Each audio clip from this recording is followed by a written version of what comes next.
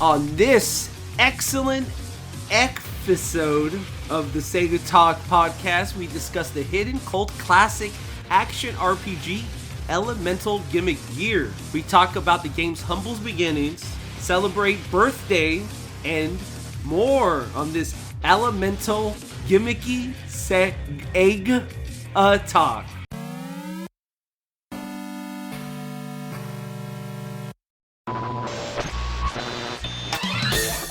SegaBits presents Sega Talk, a podcast talking all things Sega! With your hosts, George and Barry. Look, it's a giant talking egg. I'm not talking to you. I'm talking to the master here. So what?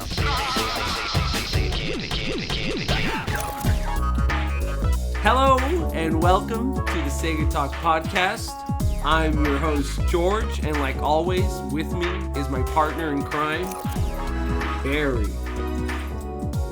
Hello, and that was a great intro. It's nice to see you finally come out of your shell. Thank you.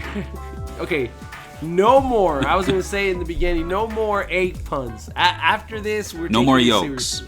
No more. Yes. No more yolks. This is it. Today, we're talking about a very special game that Barry's probably never played, right, Barry? This is probably one of those. No, I considered it, but you know what? We've done shows where you haven't played the game, and I thought, you'll convince me to play this. Or maybe you'll convince me not to play this by the end of the show. All right. And why don't you do our Patreon plug, Barry?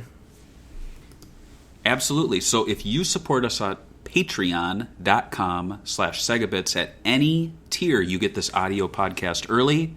There's also a video tier where you get that a week early.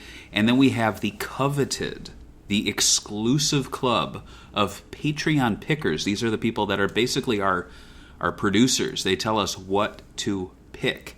And so this episode was actually picked by none other than Michael S. And Michael had this to say about Elemental Gimmick Gear. What, there's actually someone who requested this game? I'm pretty sure it's him. Right. Yeah, it's definitely him. I got this game as a gift, and after unwrapping it, I thought, what the hell kind of game is this? Egg? The corny artwork didn't help much either. I played it, and the 2D made me even less excited, but once I got into the game, it was kind of fun, like Zelda with a robot. I saw this a few months ago at a GameStop, or a game shop for $100 and was shocked. I rummaged through my collection and found it and played it for a while. It was a fun, unique game. I still can't beat it. I'm sure with a guide I could, but modern gaming has made replaying for long periods between save spots way too much a hassle for me now. Thanks for covering this game for me. Oh, okay. He remembered at the end. Why, you want me to just like stop the episode and be like, he forgot, so we don't have to cover this game anymore? It doesn't count, yeah. Yeah. So usually in this part of the episode is when we talk about our history with the game. But let me do a little intro on the game for those who never heard of it, which is probably about 90% of the people listening to this. Elemental Gimmick Gear, also known as E.G.G, E.G.G, is a video game developed by Birthday, a developer that no one's ever heard of, because this is the only game they released outside of Japan that they did. And published by Vatical Entertainment, which I've never heard of either, for the Dreamcast. It was first released in Japan in 2000. I also heard that Hudson Soft did some of the development for it, but I would assume it's none of the creative stuff because I think they just published it in Japan, so probably just trying to get it out of the door. Egg is a action-adventure game that takes place in a steampunk-inspired world.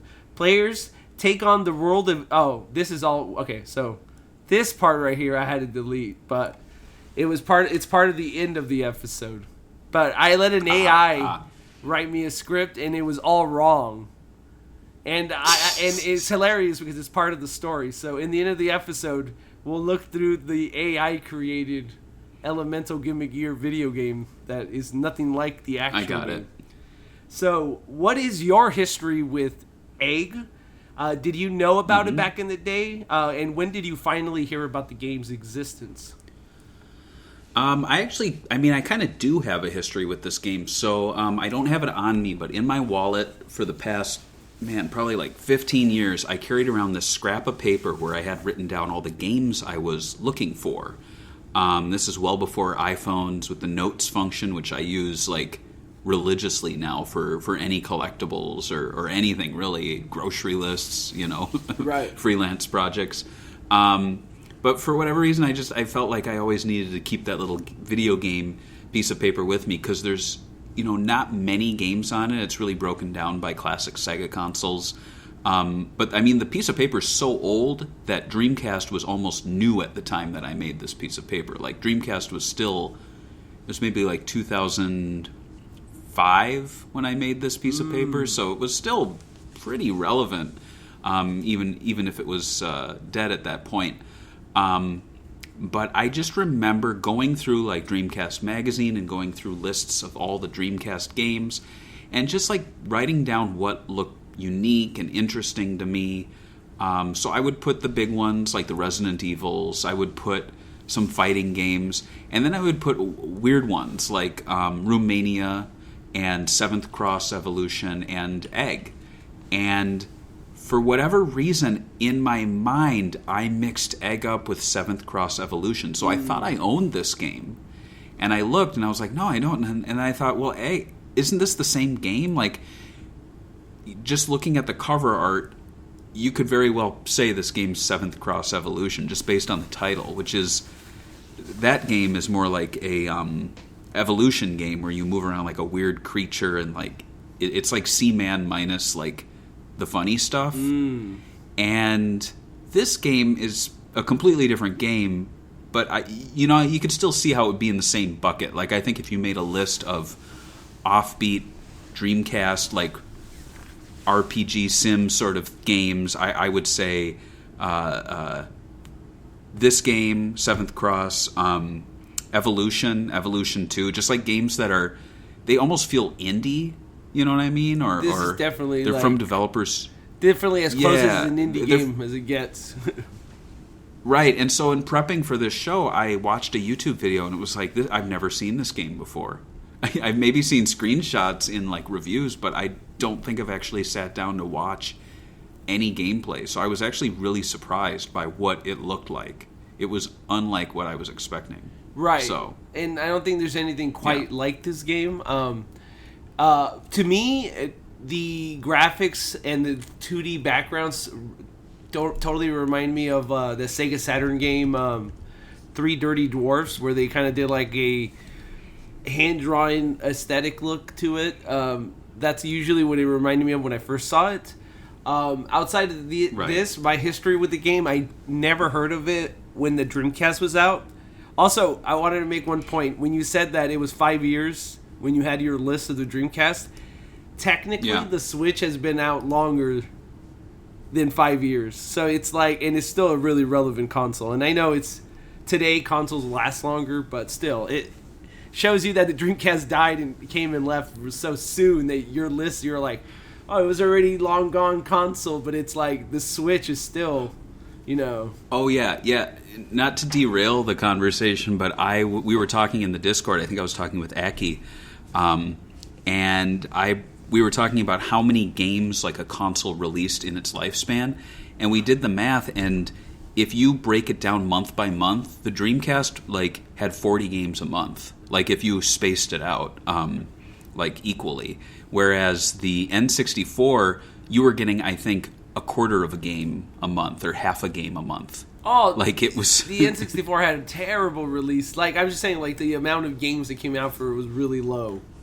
And I think everyone knew that. And so it's interesting that Dreamcast had, existed for 18 months in the United States, and yet, you could play a game every day for a year and you'd be happy.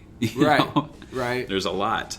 And so my history with Egg, since that's the topic of the show, and it is Dreamcast related, so is basically I didn't know about it when it came out. Maybe I read a little blurb here or there in a magazine, but never really thought too much of it.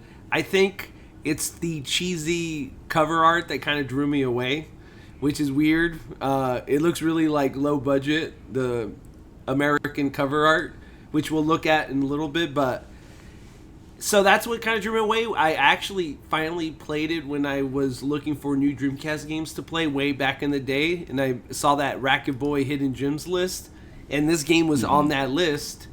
So I was like, oh, I have to try it. This game looks pretty cool. So I really like Zelda-inspired clones, so I tried it, and I liked the game. It really reminded me. It's basically if the people that made Panzer Dragoon created a Zelda game in 2D, and this is kind of what it is, because it literally is like Panzer Dragoon in a way. You're on a egg mobile.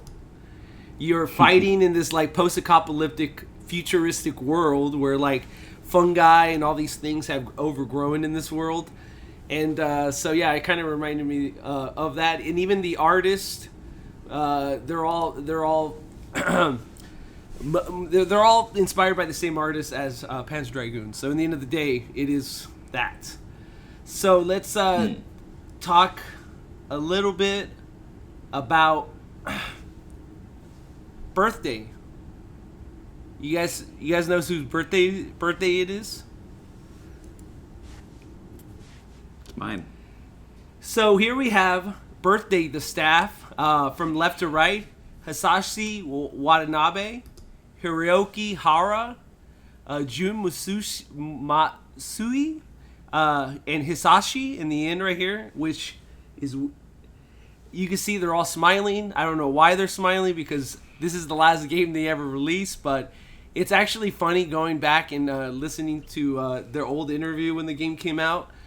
They totally loved making this game. You could tell it was a passion project. So let's talk a little bit about the development of the game. Egg was developed by a small team called Birthday. They have only developed a handful of titles of games, even though their first game came out way back in 1988, not 1888. That would be way back in the day. That is because they are mostly known as a character design firm, who are most famous for designing characters for Twin Princess of Wonder Planet, which is like a little girl anime. This title is the first game by Birthday to make it out of Japan and get a North American release, not worldwide. So, actually, if you see the game and you see a lot of the sketches and stuff, you could tell that they're a character design firm first, because like you could tell that it's like selling you on the aesthetic of the game and not really the gameplay, because the gameplay is just like, we played Zelda, that works, let's put it in here. But yeah, the idea of Egg was, unsurprisingly, all inspired by character designer Watanabe, who created these like egg models, and he would show it to the staff as prototypes for characters. According to the staff, Watanabe would come with his design back in 1993 or 1994, and 6 years later they finally released Egg Elemental Gimmick Gear. So let's look at the first model that they were showing. This is the model that they first showed that inspired the game. So the game was literally inspired by this design. So what do you think about this little design little mech egg robot with a soldier coming out of it? It's cute. It's kind of like a mix of Sakura Taisen and Mobius and Panzer Dragoon. And Mobius is 100% a influence on this game, just the way it was on Panzer Dragoon. But it gives you that steampunk aesthetic that was so popular in these games. I love it. I wish they would be able to like reproduce these type of models in a game. Obviously, it's way back in the day, but that wasn't all. What this model helped set the world. There was additional models asked for the team. One of them was by Takaya, who did this model that would continue the egg machines. They wanted to make as many as they could. So, and we'll talk about some contests they ran on a magazine where they had, I think they did like 8 of these little models. And they even talked about how some of them were like movable. They had moving parts. And they even thought maybe they could even make it kind of like one of those little hobbyist things where they could buy the models of these egg machines and make them at your house. But that never came through. That's you know, cool. so Egg was originally developed for the Sega Saturn because, according to birthday staffers, they were told that their designers by the designers that with the Sega Saturn hardware you could do anything, making the team design these expansive maps. Sadly, that didn't work out because it had too much Sega for the Sega Saturn to read at once, which led them to cut those huge maps into smaller, reworked versions, and they even got smaller on the Dreamcast. I don't know why. They didn't explain why, but they did. And according to Hara, the original Sega Saturn maps were 4 times the size that we got in the Dreamcast version. He also said that they had to cut down the enemies. He says they designed and gave backstory to all these 150 plus enemies. They had to scale those back down too. So it seemed a lot of the work did not get used in this game. And also, do you remember in the era where the promotion for the Sega Saturn was literally this hardware could do anything in 2D? Do you remember that? I do. Yeah. It was pushed as a 2D powerhouse. I mean, even today, that's what defenders say. They're like, yeah, well, the 3D wasn't great, but it was a 2D powerhouse. Right, and exactly. And then so you have these people here oh, yes. You would think, though, I understand they're a small developer, but you would think they would be maybe we should test how much we could run on the limit memory on the Saturn instead of just making these really big maps. Sorry about that. I'm super sick. Sorry. During development, Birthday had decided to create fully illustrated maps instead of using pre-rendered backgrounds like popular JRPGs at the time. This meant that they needed a illustrated style. If you've seen Sega's Panzer Dragoon, you probably know that it was inspired by French comic artist Mobius. According to Hara, there was one image he drew, a single person emerging from this egg-shaped plane. When I showed it to everyone and I explained how Mobius took this somewhat comical image of an egg-shaped plane and drew its serious, realistic style, this is what we want. As it turned out, one of our staffers also happened to love the aesthetic of Mobius coloring. The strangeness of his work is not just the odd details, but also the coloring, and we tried to bring this to that feeling out for the egg too. So what do you think? Can you see Mobius's art resonating in this game the way it did in Panzer Dragoon? Yeah, I feel Panzer Dragoon is more accurate in carrying over the art into the finished game, even though that's 2D art into 3D. Mm-hmm. This one, it feels more like a Game Boy Advance game or something, like from above. I honestly, I wish this game would this concept would be remade with full 3D graphics that really emulate that style. That would look amazing. The way that they did the RPG characters kind of reminds me of the way that what's that team called? The ones that did Shining Force 3 and then they went on to do Golden Sun. Mm-hmm. The way they do their little chibi characters, that's kind of what it reminds me of. Yeah. So the game was supposed to be a lot bigger than it was. The story just takes place of one person called the Sleeper here. But originally, it was supposed to be a generational spanning epic that was toned down because, according to the developers, they did not want to bore players. They wanted to get you in the game as soon as possible. The idea was originally titled The Egg Chronicles and would have followed a single egg robot across the lives of 5 pilots, which I think is kind of a little... I mean, I thought it was pretty cool, the idea of 5 different pilots and 5 different generations and you being the same egg robot is pretty cool. Yeah. There's a few RPGs that do something like this, like Live a Life, where you could live a life of a person and there's different stories, like 10 of them or whatever. What would you think of that kind of idea where it's this long it's like almost 5 games in one, 5 different stories? Yeah. It sounds pretty sprawling.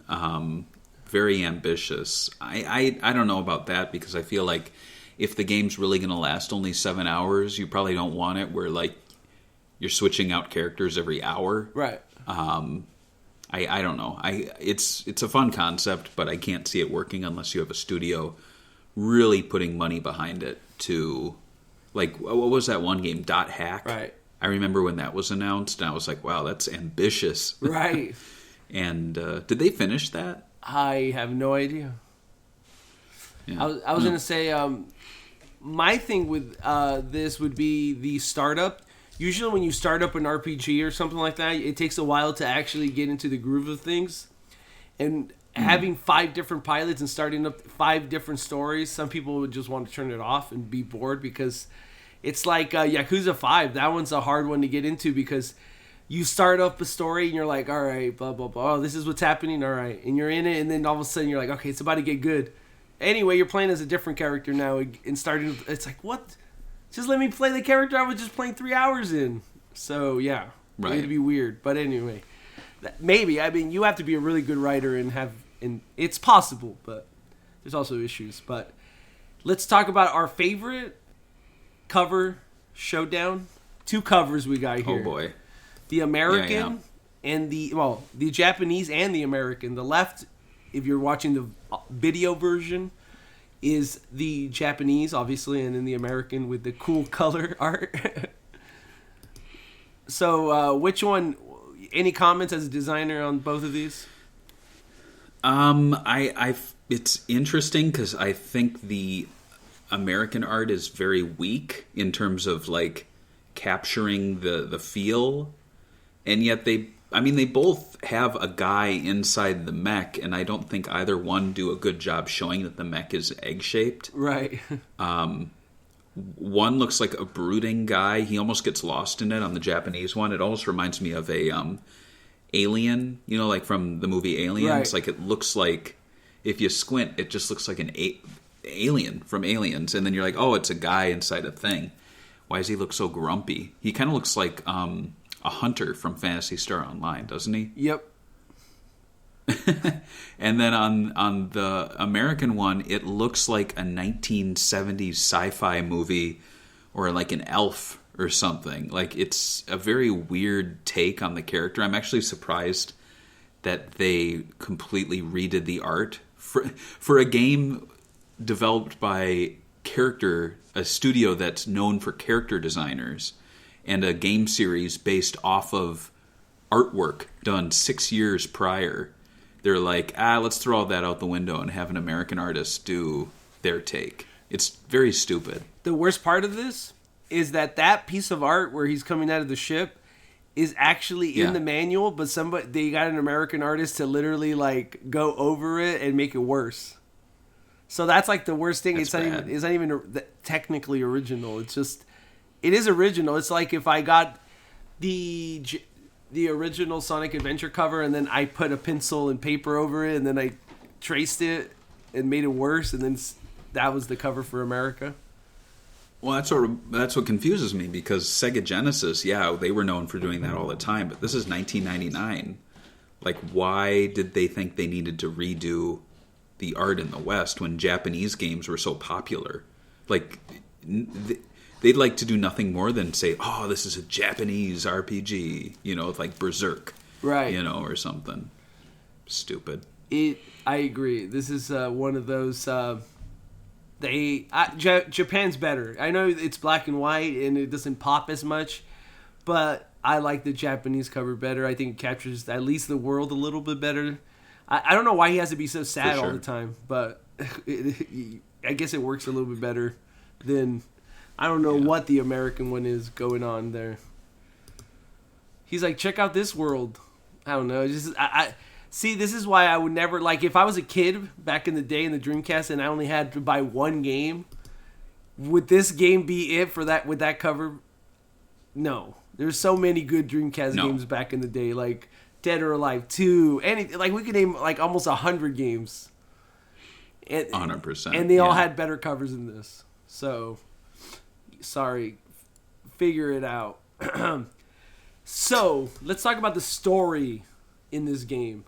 The story takes place in a scene that happened 5,100 years before the event in the game, as a scientist finds a strange strange egg-shaped machine in the ruins and find a sleeping man known as the Sleeper inside of it.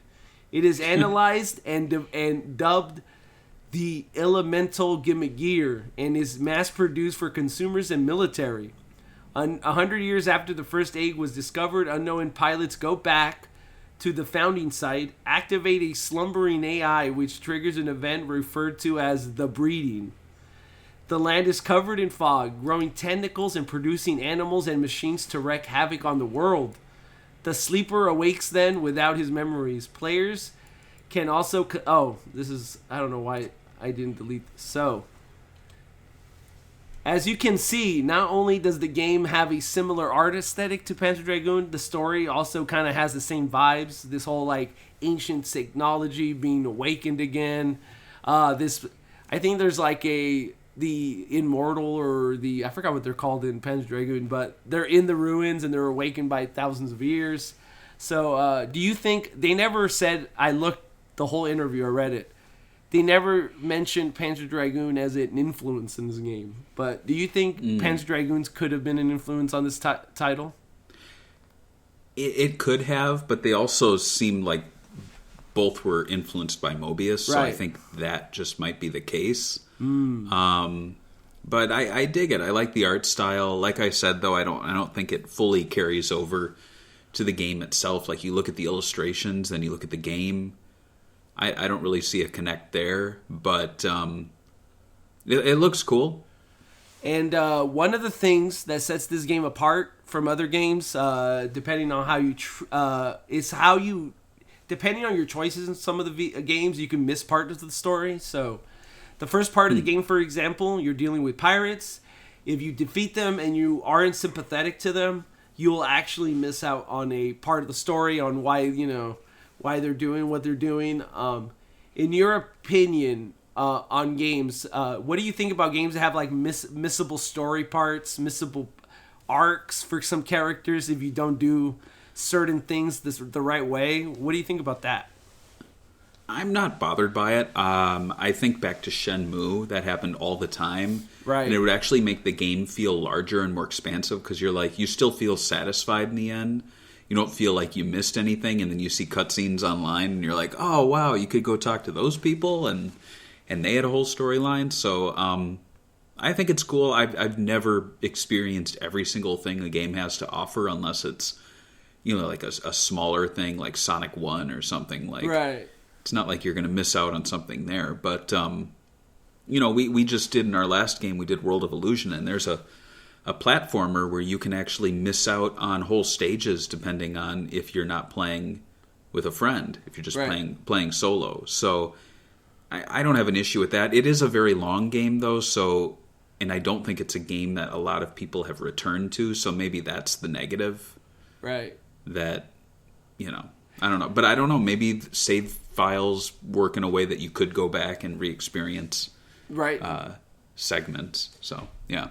My opinion on it is I wish that they would, instead of just cutting out sections, make parts different depending on your choice. So, the story's told differently depending on how you act against them, right? But you still get a story or some sort of unique encounter. So, I would prefer that than just saying, we're going to cut this whole part out because you didn't do this. You weren't nice to these pirates. I'm like, piracy is terrible, okay? I'm okay. It's okay for me to dump on these pirates after I beat them. The game is a manageable 13 and a half hours long, depending on who you ask. I mean, I would say for an RPG, that sounds satisfying because, I played some JRPGs, I'm playing that Soul Hackers 2, and I don't know if I want to go back because I'm 40 hours into it, and they want me to do these. Oh, you got to be level 80 to get into here, and I'm like, it's take me another 2 hours to get it to level 80. Do I really want to do this just to do another boss fight? So right. So, and if you want to do side missions, you get 3 more hours of gameplay, so about 16 hours to be a completionist.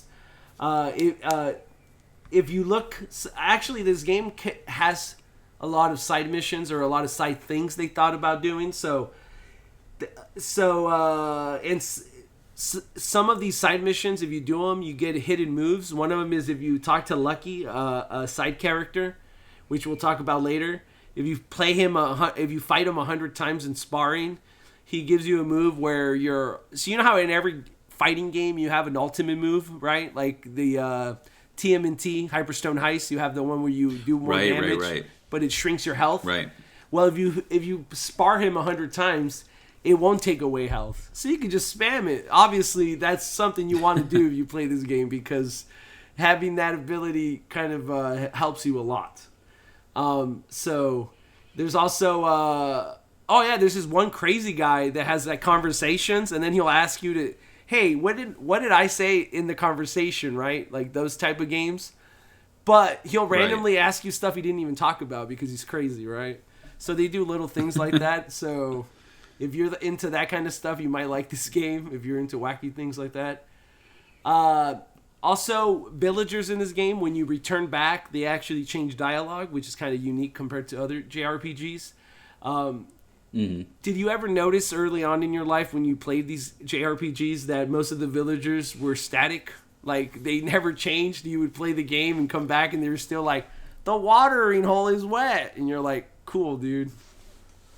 Yeah, I would be shocked when I'd actually see them move. I'm like, wow, this game's really next level. The guy went inside. Oh, yeah, right. And I guess it's something that a lot of people took for granted when Shenmue came out, how these people have so much interactions, because, like, even playing, like, Final Fantasy VIII that came out the same year as Shenmue, the world is very static compared to that, so for sure. It does make a difference. And I am the guy that when I was a kid, I would talk to everyone in the village because I wanted to see what they would say. I don't know why. Most people probably just skip them. But so let's talk about some of the characters in the game. The game's biggest disappointment for some people, because I guess RPGs have to have a lot of characters, is the lack of characters. Which I guess is very Zelda-ish like, because Zelda only has like 4 characters. So the first character we have here is called the Sleeper, or Leon, he's named. At the start of the game, we find out Leon was frozen in a sleeping pod in the lab by Dr. Yam, where he was found 200 years later inside the OG original egg machine, and has been napping for about 5,000 years or something. And then we have... and here's the design of... see, this is literally the North American design, but they, like, redid it and made it worse. Yeah. They could have just... no, whatever. And then we have Dr. Yam, who is the head of Yam Ruin Hospital, I think it's called. And... what? Oh... his father founded the lab where he works, and he spent his entire life studying the Sleeper. Then we have Celine. She works at the lab, and she is responsible for caring for the Sleeper. She's the one that nicknames you Leon, and she's kind of your support in your ear. Here we have Lucky. He lost his parents during the Fogna activation. He lives in the city near Yam Ruin Laboratory. Has a younger sister, and he is like the leader of the orphan gang, I guess. He's the one that you have to fight 100 times to get that cool spinny move. That's it. That's basically the characters for this game. What do you think about... like, we literally talked about Shining Force 2 not that long ago. Had like 30 characters. They were all uniquely created for the game. What do you think about these Zelda-type games with, like, 4 characters? Is that good enough for a action-adventure RPG game? It depends on the setting. Like, I actually kind of like those types of games where you really feel like you're being dropped into the wilderness or an apocalyptic setting where it's like you're only going to have a handful of characters you really interact with, and then the rest are enemies. Right. So it doesn't bother me. I actually kind of like those because then you get to know the NPCs really well. But yeah, I would say if they're taking inspiration from Zelda here, then that's definitely spot on. Like each NPC serves their purpose in the game. And you know, they don't need to go all out.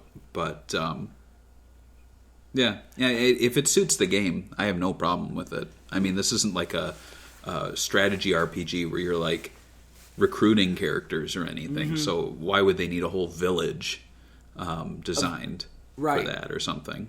I agree with you, and I think it actually helps, like you said, the post-apocalyptic world it's supposed to be in. So I'm okay with it. I think it works for the setting, post-apocalyptic setting. I think it's fine. People being upset about it, I don't know. Go sniff farts. That's what I would say. Ew. Ew! Don't sniff them. You know, I don't think that you're supposed to do that. Like I said before, E.G.G is highly inspired by The Legend of Zelda video games, specifically Link to the Past on the Super Nintendo. The game has exploration, puzzle-solving, upgrade systems that are all Zelda-inspired. You will explore dungeons scattered throughout the world, find new tools, backtrack in order to find deeper routes. Your Eggmobile starts off with a short punch, a block, and a spin attack that drains your health but is powerful. Later, you'll even get access to a flame beam. You'll be able to freeze enemies so they could way more, so you could put them on switches so you could open doors, that kind of stuff. And that's where the elemental from Elemental Gear comes in. Even though the game is an RPG in name, the leveling up is more Zelda-ish than an RPG. You find kind of heart pieces or containers in this game to increase your gauges and health. The game also has a 3D perspective, which maybe I should show here on the gameplay in the background. There's like boss battles that are 3D, and I don't know, I'm not really that into them because like the graphics for the boss battles look like, I don't know, man, like old Sega Saturn 3D, like a PlayStation 1 upscaled game kind of. You know what I'm talking about, that look? Yes. Yeah. Yeah, and it is kind of weird and jarring because you see this beautiful 2D background and you're like, oh, all right, cool, we're doing this. Right. And they also, some of the matches could go on, it seems like forever, but they do a cool job trying to translate all your weapons into a 3D environment, so you play as them in the Zelda top view, and then you're in the 3D view. And they kind of translate kind of well. Some of them have a little bit different, they work a little different. Like they'll slow down enemies if you have the freeze beam, for example, in 3D, which they don't do in 2D. But what is your, I was gonna say, what is your opinion on like Zelda type games? Are you a Zelda fan? Did you ever like Link to the Past or anything like that? I was never a huge Zelda fan, but I did play the original NES game a bit, the very, very first one, and enjoyed that. As far as like the look and feel of this game, it honestly reminds me of like a Sega CD title, mainly because like the graphics are really nice, like it's really nice 2D graphics, and then the music is almost like overly CD quality sound, if that makes sense. It's like in the Sega CD era, they were like, no, we cannot have any bleeps and bloops. We're going to have Echo the Dolphin, and it's going to sound like you're at a spa in like the 1990s, you know? Like it's like they really go above and beyond with the soundtrack. And it actually is almost kind of jarring when you see it paired with the graphics that they give you. That's why I said it looks like Game Boy Advance graphics, I guess, but I guess it's more like Sega CD, Sega Saturn. But I guess because it looks like it's trying to be rendered. You know what I mean? Like it's looking like it's trying to be more than what it is. Right. So I guess I didn't. So I was going to ask you, did you ever play a lot of JRPGs back in the day, like PlayStation 1 era, when they were popular?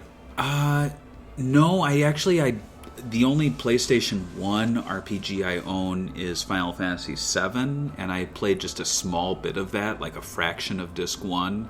It just wasn't my thing, but I did really appreciate like how they translated these epic stories into basically like 2D pixel art with like really cheap 3D graphics. It was actually pretty impressive. Right. And I get that vibe from this. This kind of gives me Final Fantasy VII vibes just because it's like a mix of sprites and like kind of cheap 3D. Right. And that's the funny part. You know? It's like the opposite, though. It's like the backgrounds are 2D, but the rendered characters kind of look like they're wanting to be 3D. And it's weird. Right. Like, it's just this weird, I don't know. It's weird. But the backgrounds in this game are all 2D, which at the time of this game, when it came out, the trend was to be like Final Fantasy and have pre-rendered 3D backgrounds. Or whatever they were, Right. like pre-rendered backgrounds. Do you like what do you prefer as a background? Because I like the 2D. Because when I was a kid, I could tell that this isn't a real background. This is just an image that, like a JPEG, they put up. It looks all weird. Right. Yeah. No. I as I get older, I appreciate the games that are like 100% pixel art because you get some really cool little touches that are obviously put there by the pixel artists. Whereas, I don't know, I feel like pre-rendered, it's trying to look like something it's not. Sometimes it works, sometimes it doesn't. And then fully 3D, there's a point where it really starts to be impressive. But if you're looking at like full 3D backgrounds for RPGs, like in the Dreamcast era, it wasn't quite there. Right. Not quite there. Yeah. Let's talk about the music for this game. The soundtrack was actually really well done. If you like soundtracks, check it out. And it's done by Hiroyoshi Rokudo, who has only done one game previously on the Super Nintendo with Birthday. His music is very melancholy with adventurous type soundtrack, which is kind of normal for a Zelda type RPG game. But it pairs nice with the ambient music in the jungle. Overall, we're checking out. He also is basically like a studio bass player, so I don't know if he actually has a band. I looked up his Discogs, but it just has like an old Super Nintendo game he was credited on. That's the only thing they have of him. There was a soundtrack released back in 1999 by Bandai Music, and it was released exclusively in Japan. How much would this go for? I actually tried to look it up, and I have no idea because there is no eBay listing for it. There is no Discog page that I could find. So if you're out in Japan, maybe you want to keep an eye out for the soundtrack album. I'm sure it's rare enough to keep if you're a Sega collector. Do you have a list of stuff when you finally get to Japan that you're going to be looking for? I actually did have one, but I kind of stopped working on it when my trip got canceled. But you know, when I go back, there are definitely some things I'm looking for. Mainly the Sega 3D Classics games for the 3DS, but I know those are very expensive now. Let's talk about the promotion and legacy of this game. Let's. So, while the game wasn't massive, it did have 2 different print ads in America, surprisingly. Same ad. One was 1 page, the other one was 2 page. We're going to be looking at the 2-page version of the ad. And this is the ad we got in America. So you're a kid, you're a little Barry. You're going in your magazine, you're ready to get a Dreamcast game. You're hungry. This is the ad you see right here. The hatching. It just says hatching. Egg. And you see these screenshots. What's young Barry gonna say? This is it, baby. No Sonic Adventure for me. This is my game. I can't tell what this game is. It looks like a Jurassic Park ripoff, maybe. I don't know, man. That Shimmy game isn't looking as good when you see this screenshot. Hatching. Maybe it's Billy Hatcher, like the prequel. It is the prequel. Next, we're going to be... It's not doing it for me. No, I think they needed to be more creative. They're trying to do like a Sega game where they're like trying to like invoke some mystique, but it's like, no, dude, the Dreamcast games was all about like being a little memorable. Like Capcom ads were like, let's have a foursome or let's foreplay, and it's like... Right. Trying to like... You know, I posted a thing where it was Chicks with Kicks, and it was like a 2000s magazine ad, and it's insane because I was like, oh boy, I was like, look at this, like kind of face palmy, and everyone in the comments were like, this is true video game journalism. This is before they became all self-righteous. This is what we need more of. And I'm like, wow, I guess I really didn't read the room. I'm not like shaming them, but still, you gotta think that it's a little face palmy. You want me to, so we should just make a podcast where we talk like that. We'd be like, damn, you see the new Lara Croft game? She had some big old milkers, dude. Right. It made me realize that we're definitely not in sync with our followers on Twitter, at least. Or maybe our Twitter followers are just like a bunch of like angry, horny kids. I guess so. Or man children or something. I don't know. I guess. I was just kind of shocked. Like, I don't know. Like, I feel like what they want is like an elemental Gimmick Gear one where it's like an egg, but like an ovary or something. Like sperm. You know what I mean? Right. Like, it's 5,000 years. This is what I'm talking about. So you waited 5,000 years, time to get laid. That's it. Right, exactly. Egg. Excellent. All right. The next one is a bigger Japan had a bigger promotional run for this game. Obviously, it's not surprising. They had a 2-page spread. This is a flyer, actually, they gave out in Japan to people. It came with a poster kind of thing with screenshots of the cover of the game for Japan. And then it came with like a second page where you could see the bios of the game and it gives you more info in the world. As you could see, that flyer on top right there where he's coming out of the Gimmick Gear and that little background, that's literally the copied cover for the American. It's like they saw this flyer and they're like, oh, look at that. Let me trace it real quick and make it worse. Yeah, I fucked it all up. Hell yeah. You know, that's basically what happened. Yeah. So this is promotional material. I like finding stuff like this that I didn't see before. I've never seen this art. I like it. I think the art in this game is amazing. So the next is basically they rented out the Dreamcast magazine for that month in Japan. They basically had the cover art, as you can see right here. And then they had a few pages of ads. So the first one is this tower thing with the light. And then it's the E3, and then the front cover has its own Gimmick Gear art, which I think is cool, and I never seen them use this art after this, where it's the Gimmick Gear in the back, and it looks cool. I like the color scheme. And then the next page is just a 2-page ad spread, and then the third page is the cover with the blue background, basically. But they bought all these pages in a magazine for this game. I'm surprised. That's all. Doesn't seem like a game that would need a cover, 1, 2, 3, 4 pages of ads, but it's all the same magazine too. So isn't that crazy? Yeah. Wow. And as I said before in the beginning of the episode, Birthday had one of the developers at Birthday had a friend that was an editor for Denkai Hobby Magazine in Japan, and was a fan of the designs they made for this game. So they did a column that ran for multiple issues in the magazine called The A Chronicles. That it lasted several months, and each column would feature a different 3D model to show basically the world of the game. So it'd be like this person, and they make up a story. They use this elemental gear in this world to do this kind of stuff. Right. So they had to hire pro modelers to make these models so they can make articles to promote the game. So that was part of the promotion of the game. This led to the Oh My E.G.G, Oh My Egg contest in the magazine, which had players submit their own egg designs, and they wanted entries to be like, you know, the driver, make a story for the driver, why do they use it, how do they live in this world. And then they would have a birthday designer design a sculpture based on your design and present it to you as a gift, which I think is cool.